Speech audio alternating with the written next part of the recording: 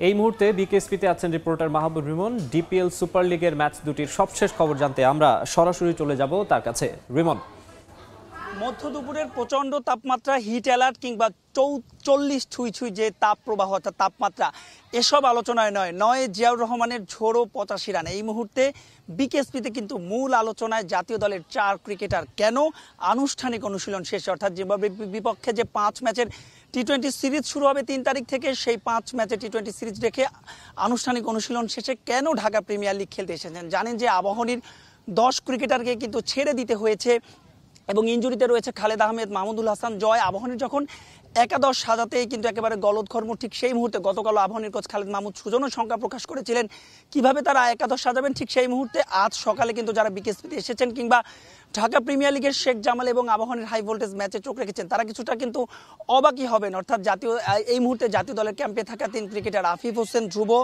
তানভীর এবং তানজিম সাকিব, এই 3জন কিন্তু আবাহনীর হয়ে খেলছেন। শুধু খেলছেনই না, 3জনই কিন্তু তানভীর এবং আফিফ দুজনেই বল করেছেন, তানভীর এবং সাকিব দুজনেই বল করেছেন।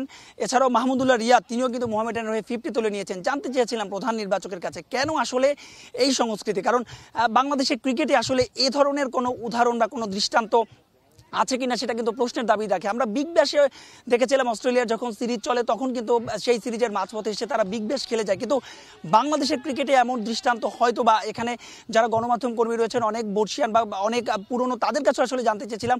সবাই বলছেন এ ধরনের ঘটনা তারা কেউ কখনো দেখেননি। প্রধান নির্বাচকের সঙ্গে কথা হয়েছে আমার, তিনি বলেছেন যে আসলে দেশের, তিনিও তার কণ্ঠে একটা অসহায়ত্বের সুর ছিল, এবং তবে তিনি বলছেন যে যেহেতু দেশের ক্রিকেট সংস্কৃতিতে ক্লাবগুলোর অনেক অবদান রয়েছে, সেহেতু আসলে যেহেতু আবাহনীর 10 ক্রিকেটারকে ছেড়ে দিতে হয়েছে শুধুমাত্র একটা ম্যাচের জন্য, অর্থাৎ এই ম্যাচের জন্যই যে 4 ক্রিকেটার আবাহনী এবং মোহামেডানের, তাদের কিন্তু অনুমতি দেওয়া হয়েছে। এবার এই আলোচনা ছাপিয়ে যদি আজকের ম্যাচের কথা বলি, 268 রানে যে টার্গেট ছুড়ে দিয়েছে আবাহনীকে শেখ জামাল, তার পেছনে কিন্তু 2 জন লোকের অন্যতম অবদান। সাকিব আল হাসান দীর্ঘ সময় পরে, অর্থাৎ সেই যে শ্রীলঙ্কার বিপক্ষে টেস্ট, সেই টেস্টের পরে কিন্তু আবারও তিনি প্রতিযোগিতামূলক কোনো ক্রিকেটে মাঠে নেমেছেন, এবং সাকিব আল হাসান আজ 49 রানের একটা ইনিংস খেলেছেন, 5টা তার বাউন্ডারির মার, এর মধ্যে 3টা ছিল ছক্কা।